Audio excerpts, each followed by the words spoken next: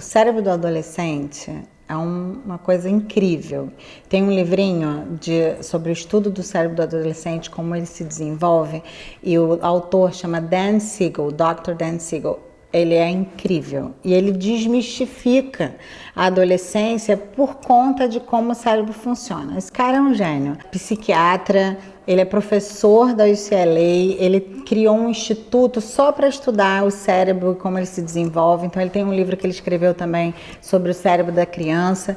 E teve um videozinho dele que eu assisti, que a gente vai colocar o link para vocês. É em inglês, mas quem fala inglês vale a pena dar uma olhadinha, que ele resume um pouquinho o que a gente vai falar aqui, mas ele explica o que está acontecendo no cérebro do adolescente e justifica muito o que às vezes a gente não compreende. Uma das coisas que ele fala é um fenômeno que acontece, que é o self-pruning, que é como se fosse autopodagem.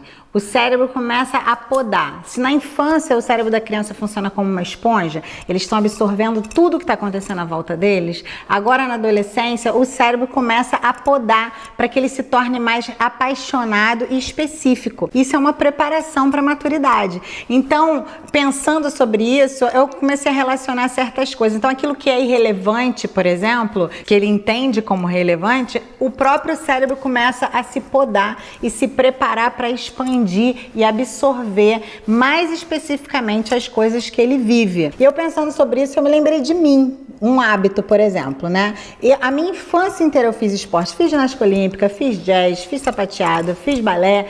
Mas na adolescência, especificamente, eu não fiz esporte, não pratiquei esporte. E entendendo esse fenômeno, é como se fosse podado essa habilidade ou essa facilidade para o esporte, para a prática esportiva. Isso foi podado e justifica porque o meu cérebro se acomodou de uma forma que, assim, eu nunca priorizei essa parte esportiva na minha vida por conta, hoje eu entendo, por conta dessa questão. Na adolescência, que deveriam ser fincados esses princípios, estabelecido essa prática para que o meu cérebro não abortasse ou se cortasse dessa área, simplesmente lá estava eu, não praticando esporte, consequentemente, né? Não curto muito essa parte, mas a gente tem que fazer pela saúde, mas não é por gosto.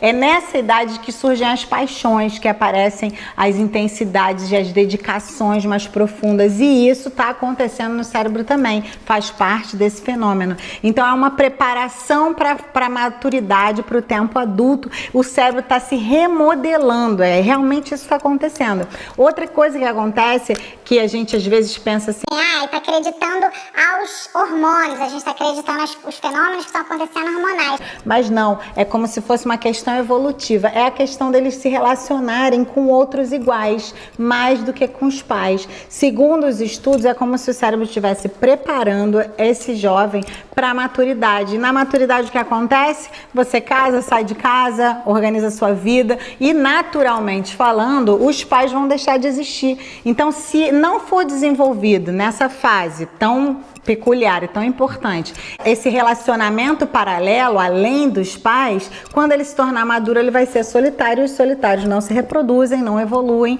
logo o cérebro automaticamente começa a preparar esse adolescente para se relacionar, ter outros relacionamentos e logo ter longevidade e continuar a sua história. Outra remodelagem que está acontecendo é a rapidez com que as conectividades do cérebro estão acontecendo. É como se ela ficasse 3.000 vezes mais efetiva. Os conhecimentos, as coisas que eles estão absorvendo, elas vão ter uma dinâmica muito maior, ele vai absorver muito mais. Mas para que serve eu entender tudo isso, Mamaline? Para muita coisa. Por exemplo, se você tem um bom diálogo com o seu filho, se você ajuda o seu filho a pensar no futuro dele, aonde ele pretende estar, as conquistas que ele quer ter, você vai ajudá-lo a se dedicar nessa fase tão importante a essas coisas para que o cérebro dele não se acomode sem elas. Então, o sonho do seu filho é, sei lá, viajar ao mundo. Então é um momento em que ele deve sim se dedicar a línguas,